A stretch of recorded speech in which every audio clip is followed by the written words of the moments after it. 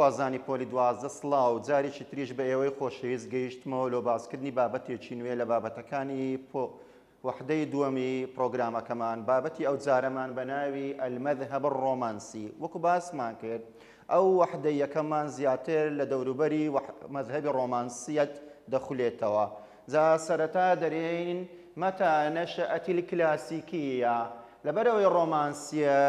ڕۆمانسیەت لە باوەشی کلاسیک هاتۆتە دەرێ لۆیە سەرەتا دەبیشتێکی دەربارەی کلاسیک بزانین دەرێن مەتى نەشەئەت الکلاسیکیە ئایا کلاسیک کە مەذهبێکە لە پێش ڕۆمانسی هەبوو کەی سەری هەڵدا بوو دەڵێن جوابەکەی نەشەئەت الکلاسیکیە في الغرب في القرن السابع عشر سەرەتا کلاسیک لە چێ سەری هەڵدایە لە وڵاتانی ڕۆژ ئاوا واتە ئەوروپا لە چ کاتێک لە چ سەردەمێک في القرن السابع عشر لە قەرنی حەڤدا ئەمە ڕۆمانسیە بەڵام سەبارەت بە ڕۆمانسیەتی في القرنين الثامن عشر والتاسع عشر ڕۆمانسیەت لە دوو مەذهبە بە بەردەوام دەهات و هەتا ڕێڕەوی خۆی ڕاگرت ئەوی لە چ قەرنێک لە هەردوو قەرنی هەژدە و نۆزدە زانیمان کلاسیک لە قەرنی حەڤدە بوو بەڵام ڕۆمانسیەت لە هەژدە و لە نۆزدە بوو ئێستا دەچین باسی تایبەتمەندیەکان و جیاکاریەکانی مەذهبی کلاسیک دەکەین گرنگە تۆی بەڕێز دەبی لەبەریان بکەی پاژەوەی کە تێگەیشتی دەڵێن تەقوم الكلاسيكية كلاسيكية وەستاوە لەسەر چێ السەلەفیەة والتەقلید والمحاکات پێشینەیی و لاساییکردنەوە و دووبارەکردنەوە لەبەر هەوەی شاعرانی کلاسیک زیاتر سەرسام بوون بە فەیلسوفەکانی ئەوروپا لە شێوەی ئەرستۆ و سقڕات و ئەفلاتۆن لۆیە پیان وابوو هەر چەندی داهێنان بکەن ناتانن هەنگاوی لەوان بەرەو پێشتر بن لۆیە زیاتر لاساییوانیان دەکردەوە هەروەها بە مانای لاساییکردنەوەی سروشتیش دێ کە قەنەعەتیان وابوو هونەر و ئەدەب لاساییکردنەوە و دووبارەکردنەوەی سروشتە کەواتە خاڵ یەکەم السەلەفیە والتەقلید والمحاکات لاساییکردنەوە و دووبارەکردنەوە و پێشینەیی خاڵی دووەمیان العقلانية وضبط الانفعال ئەو مەذهبە وەستایە لەسەر عەقڵانی بوون لەسەر هۆش و هزر و بیرکردنەوە هەروەها وضبط الانفعال ئەوانیش مرۆڤن دەرێن مرۆڤ هەڵچوونی هەیە هەڵچوون لە پێکەنین و لە زەردەخەنا لە دڵخۆشی لە غەمباری لە تووڕەبوون بەڵام ئەوان زیاتر ئینفعالەکانی خۆیان کۆنتڕۆل کردیە یعنی زڵەویان نەدایتە دەستی هەڵچوونەکانی خۆیان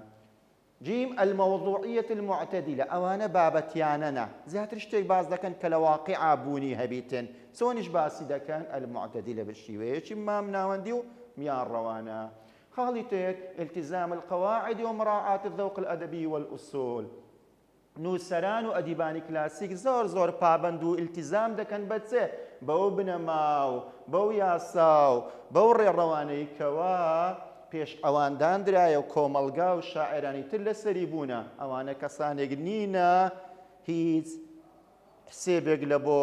یاسا و ڕێساکانی شاعرانی پێشتر و کۆمەلگا نەکەن نا زۆر پابندن بەو یاسا و ڕێسایانە خاڵی تریان تحقیق و تەوازن ئەوانە زۆر هەوڵ دەدەن سبین نەکایەوە چ دروست بکەن هاوسەنجی مامناوەندی شتەکان غلووی پێوە دیار نەبی بەڵکو چ بیتن تەوازن و هاوسەنگ بێ خاڵی تریان التهذيب الخلقي احتراما للعرب ئەوانە قەناعەتیان وایە شاعیر و ئەدیب وەکو پیاوانی ئاینی وەکو توێژەری کۆمەڵایەتی پیشەکەی بریتە لە چە لە پاکردنەوەی دڵ و دەروونی خەڵک لا پاک و تەمیزکردنی ڕەفتارەکانی کۆمەڵگا لۆ لەبەرەوەی لە لایوان دەبی کۆمەڵگا زیاتر پابند بیتن بە چێ بە ئوسوڵ و بە قەواعید ولا سیما الأرستقراطية بتايبتي ڕەوشت و ڕەفتاری چینی طبقەی ئۆرستۆقراتیە کان لە ئەوروپا چینسینایەتی هەیە کۆمەڵگا لە یەک چین پێک نەهاتیە جا ئەو کلاسیکانە زیاتر لەگەت چینی خانەدانەکان بوون لەگەت چینی دۆڵەمەند و چینی وەزیر و چینی پایەدار و دەسەڵاتدارەکان بوون زۆر گرنگیان بەوان دەدا ئەوە خاڵەکانی مەذهەبی کلاسیک کەوا تۆی خۆشەویست دەبی پاژەوەی کە تێگەیشتی جوان لەبەری بکەی لەبەرەوەی چەندین جار لە وزاری هاتینەوە ئێستا پرسیاری سێمدرە لماذا جاءت الرومانسية هۆکاری هاتنی ڕۆمانسیەت چ ڕۆمانسیەت لۆ هات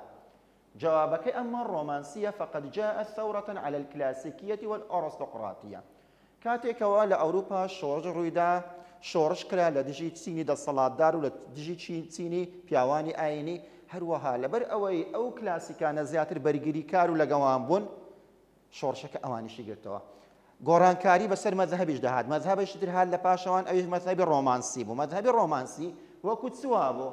وەکو شۆڕش و کودەتایەک وا بوو لە دژی چێ لە دژی کلاسیک لە دژی مەذهبی کلاسیکی کە لە پێشەوان بوو لە دژی ئەو چینە دەرەبەگ و ئۆرۆستۆقراتی و ئەو چینە دەسەڵاتدارەشکەوە کلاسیکەکان بەرگریان لێ دەکرد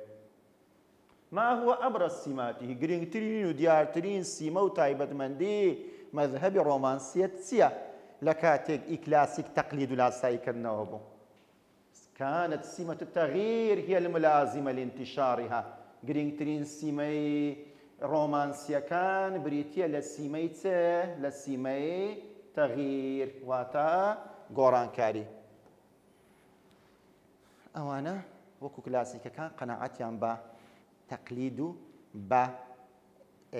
سەلەفیەت و محاکات نەبوو ئەوانە بڕوایان بۆی هەبوو ژیان لە گۆڕانکاریدایە لۆیە گۆڕانکاری لایوان یەکێک لە خاڵە هەرە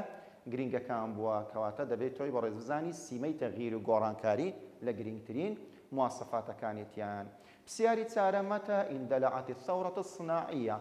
ئەوە هەرچەندە بابەتێکی مێژوویە بەڵام هەر بیزانی باشە دەڵێ شۆڕشی پیشەسازیکەی لە ئەوروپا سەری هەڵدا دەرێن ئیندەلەعەت سەنەت 1765 للمیلاد ساڵی 1765 میلادی سەری هەڵدا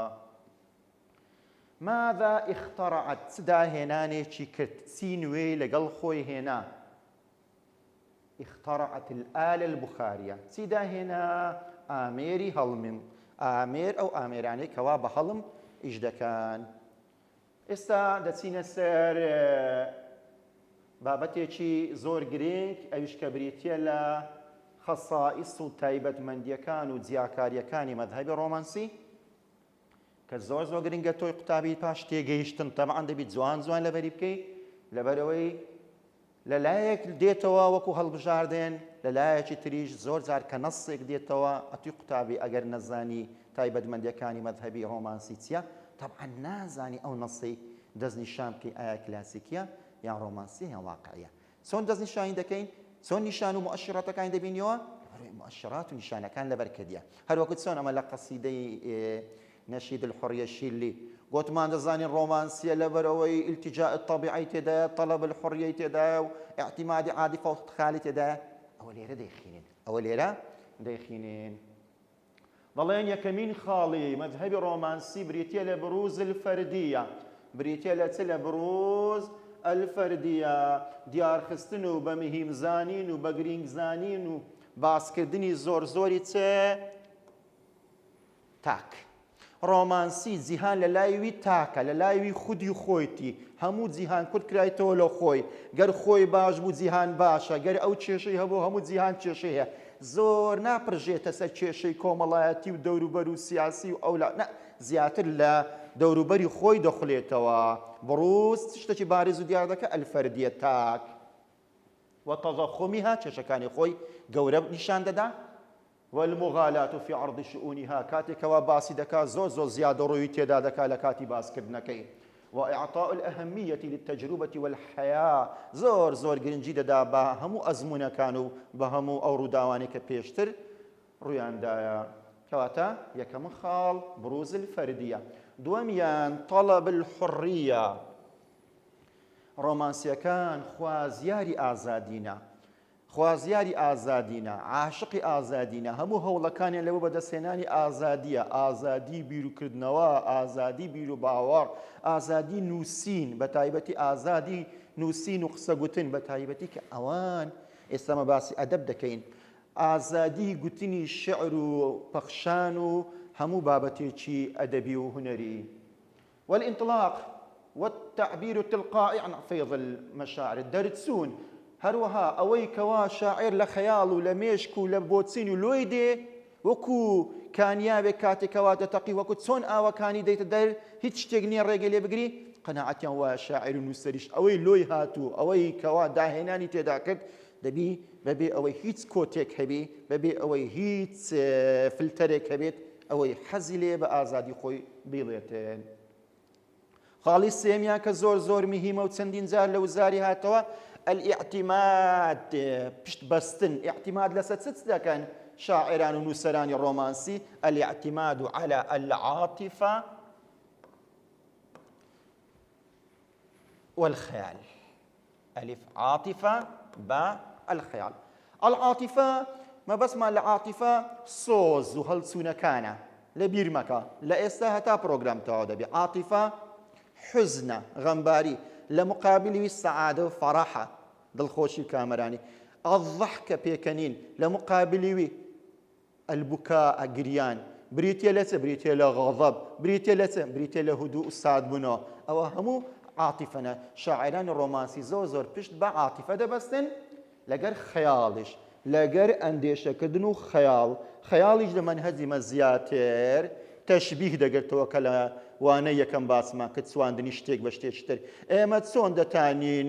فاتیمە بە مانگ بشبهێنین؟ بە خەیاڵ. هەروەها تەشخیصیش دەگرێتەوە کە باسمان کرد، بەخشینی سیفەتی مرۆڤ بە شتێکی بێجیان. هەروەها سێمیشیان سوەڕ، هەموو وێنەکان بریتینە لە خەیاڵ، سوەڕیش بریتە لە خەیاڵ. لا العقل، لای ڕۆمانسیەکان عقل زۆر زۆر گرنگ نییە هەروەکو چۆن لای کلاسیکەکان گرنگ بوو. ئێستا خاڵی تری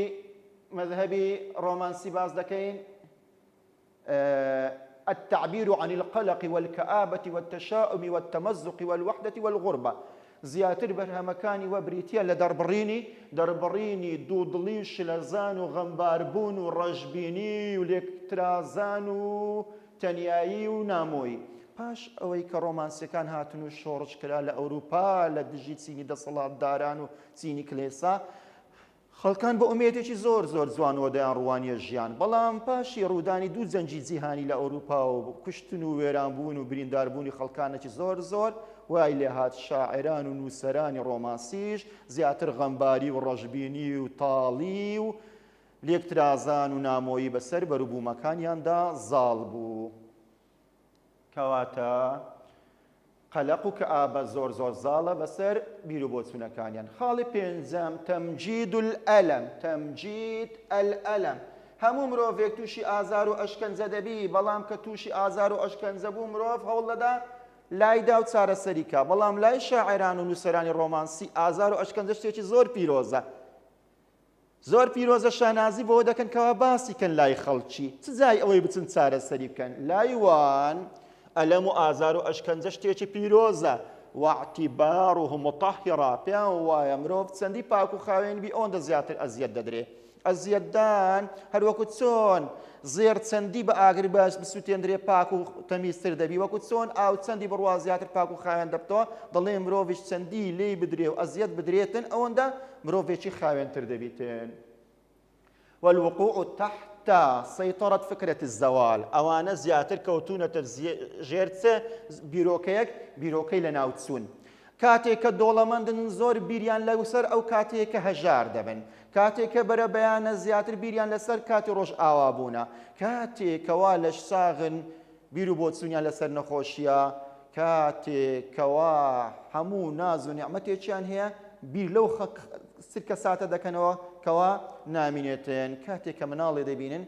بیر لە کاتی بردننی دەکەنەوە. ئەوانە زیاتر بیر و بۆچوون لە ناوچوون بەسەریاندا زاڵە. والنفور من حياة المدن، ئەوانە ڕادەکەن لە ژیانی شارستانیەت، ئەوانە خەڵکانێکی ناسیشیان لێ دەرچووەکەوە ناتانە ڕوبەڕوو کیشەکانی ژیان بیتەوە لێ ڕادەکەن. ومهاجمة الظلم، خەڵکانێکی زۆر کەلفیشیان بە ستەم و ستەمکاری نایە. خاڵی شەشەمیان الهرب من الواقع،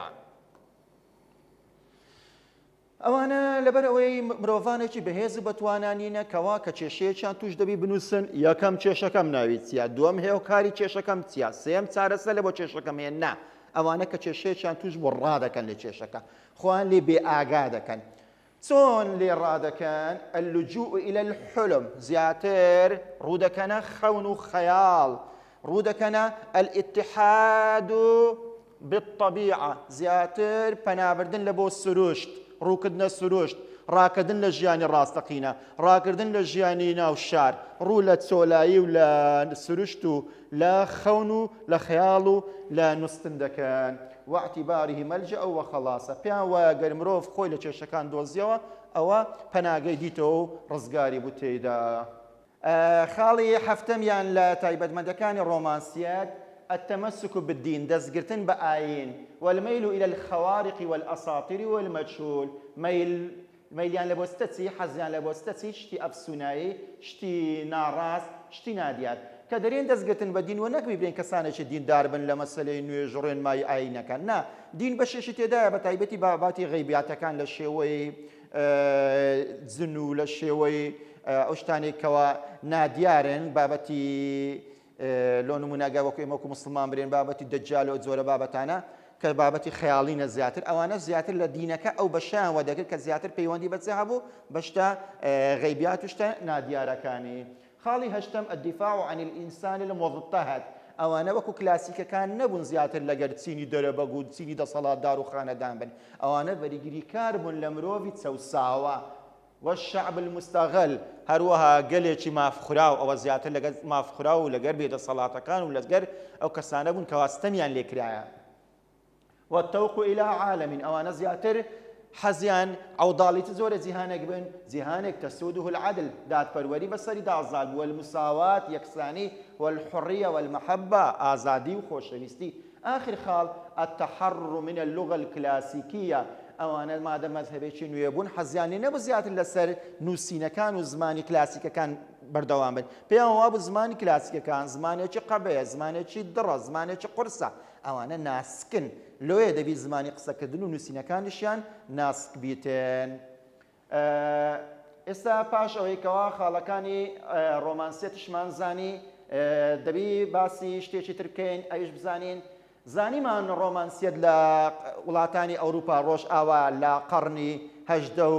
نۆزدە سەری هەڵدا ئەی بزانین لە وڵاتانی عەرەبی کە ئێستاما زیاتر ئەدەبی عەرەبی دەخینین لە وڵاتانی عەرەبی کەی سەری هەڵدا دەرێ متى انتشرت الرومانسية في العالم العربي آية رومانسية لولاتاني عربي كي سري هلدا وڵامەکەی في أوائل القرن العشرين في أوائل القرن العشرين لا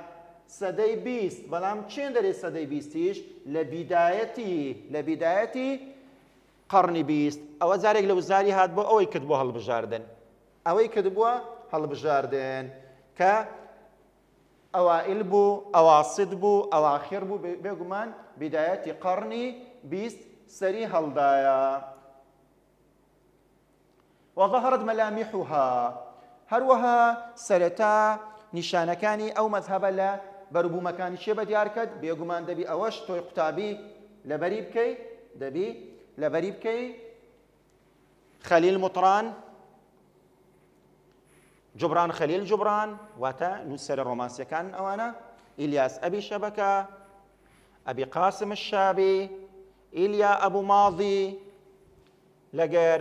عەلی مەحموود تاها ئەوە چێ بوون ئەوە ناوی شاعرانی ڕۆمانسی بوو لە وڵاتانی عەرەبی. ئیلیا ئەبوو ماضی لە پرۆگرامی خۆمان ئێمە دەیخوێنین ئێستا دێن باسی یەکێک لە بەرهەمەکانی ئیلیا ئەبوو ماضی دەکەین کە ئەویش قەسیدەی ئەلمەساءە قەسیدەکە دەخوێنینەوە قەسیدەکەشی دەکەینەوە باسی ژانی دەکەین ژەوماناکان مرادفەکان هەروەها هەڵکردنی پرسیارەکان کە پەیوەندی بە بابەتەکەی قەسیدەی مەسائی ئیلیا ئەبوو ماضی هەیە لەگەڵ هەڵکردنی چەند پرسیارێکی وزاری. بەڵێ گوتمان یەک لە بەرهەمی شاعرانی ڕۆمانسی لە مەنهەجی خۆمان کە دراسەیەکی هوردی لە بۆ دەکەین قەسیدەی ئەلمەسائی ئیلیا ئەبوو ماضیە سەرەتا قەسیدەکەی دەخوێنینەوە بەشیکردنەوە. فقرة يكميان دري السحب تركض في الفضاء الرحب ركض الخائفين والشمس تبدو خلفها صفراء عاصبة الجبين والبحر ساج صامت فيه خشوع الزاهدين لكنما عيناك باهتتان في الأفق البعيد سلمى بماذا تفكرين سلمى بماذا تحلمين. شاعر لە پاش عەسرێکی پێشمەغریبێکی لە وەرزی پاییز لەگەڵ کەسێک بە ناوی سەلما بەیەکەوە وەستاون سەیری دیاردەکانی سروشت دەکەن و لەو کاتەیە شاعێر کاتێکە لەگەر سەلمایە دەبینی ئەو دیاردە سروشتیانەی کە ڕوو دەدەن سەرنجی سەلمای ڕاکێشایە و شاعیر دەڵێ السحب تركض في الفضاء الرحب هەورەکان ڕادەکەن لە ئاسمانی فراوان هەورەکان ڕادەکەن لە ئاسمانی فراوان ڕەقض الخائفین ڕاکردنێک لە شێوەی ڕاکردنی خەڵکانێکی ترسنۆک وەکو چۆن خەڵکێکی ترسنۆک کە ناحەزێک بە دوای بکەوی زۆر خێرا ڕادەکا هەورەکانیش وا بە خێرایی لە ئاسمانی فراوانە دەڕۆن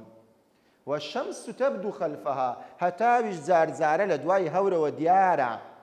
سەفرا هەورەکە زرد هەرگەڕایە هەورەکە سیس و بێتوانایە لەبەر ئەوەی وەرزەکە وەرزی پاییزە هەروەها پێشمەغریبیشە سەفرا عاسیبەتە لجەبین لە شێوەی کسۆڵەیەکە کەوا لەبەر ئازار و ئەشکەنجە و ژانەسەر پەڕۆکێکی لە نیچەوانی خۆی دەسەسڕێکی لە نیچەوانی خۆی بەستابی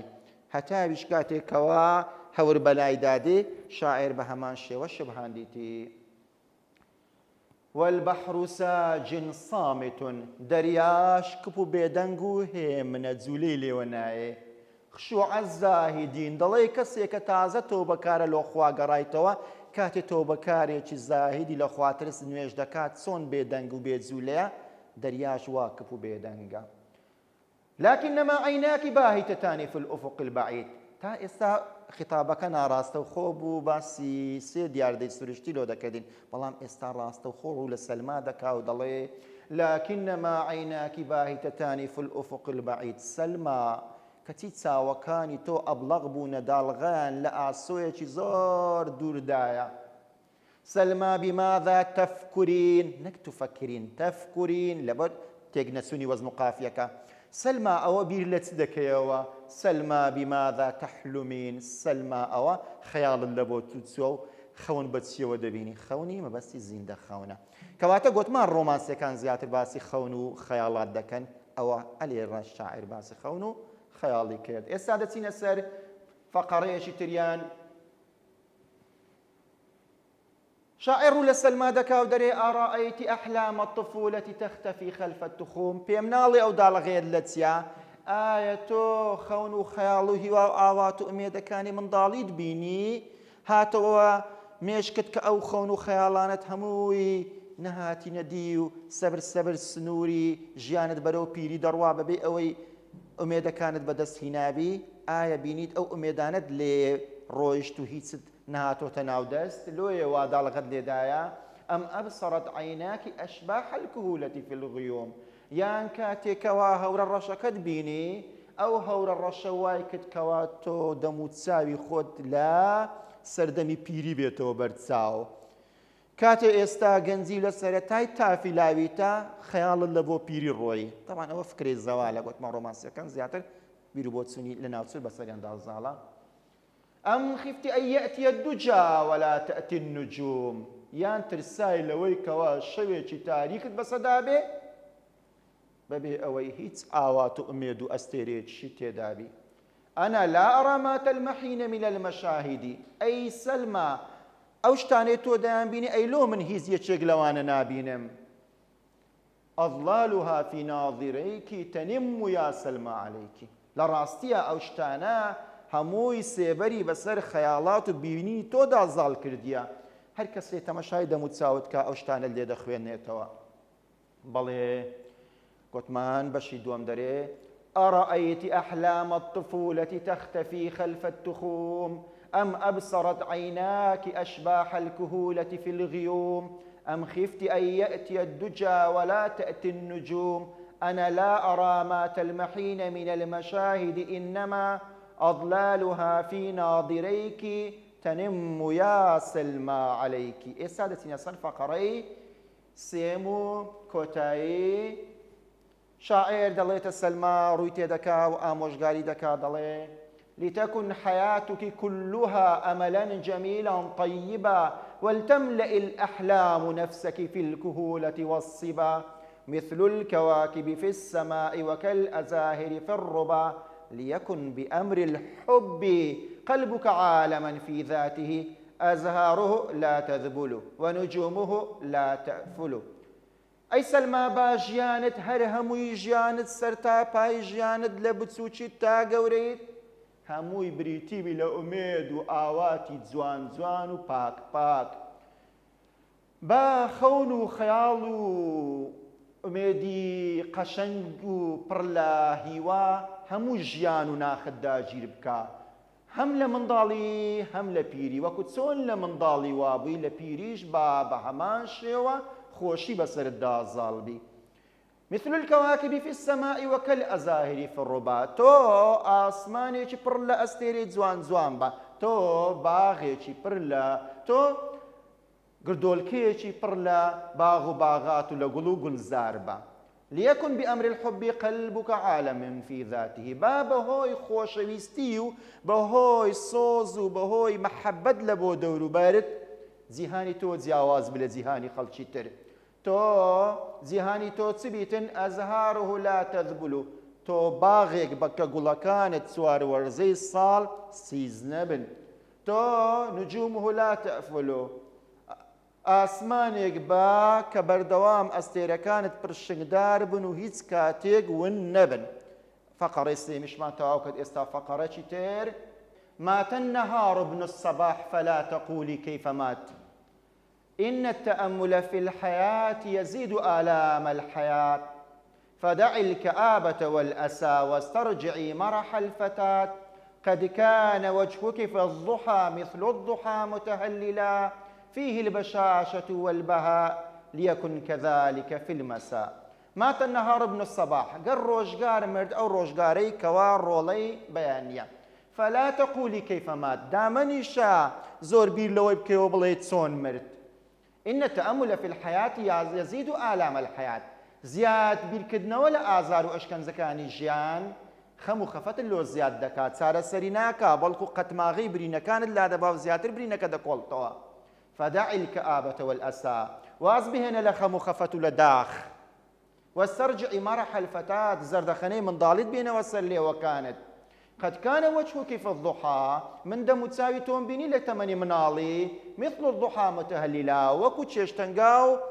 ببيكنين وزوان وقشنق بوي فيه البشاشة والبهاء دم تساوي تو بشوش وبزردخنه وبيكنين عيبو البهاء برشنقدار وقشنق بو ليكن كذلك في المساء لإوارة شاتوابا لإوارة ما بس لمناليش سومبي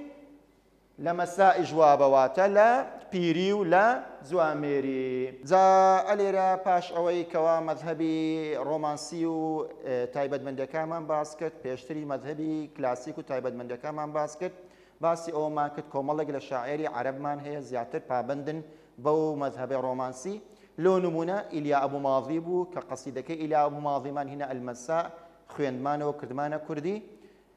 كتايبة بش يكمي أو بابتي إليا أبو ماضي دينين لا وانشتر با ايوي خوشويز دقموا لبو شي كردنويش لاني بلاغي ولاني قواعدي بابتك لقر باز كدني كميق لجيان نامي شاعر إليا أبو ماضي والله دانوكي بسيارك كاني كتابو هروها بسيارك كاني وزاري ئیتر بەخواتان دەسپێرم.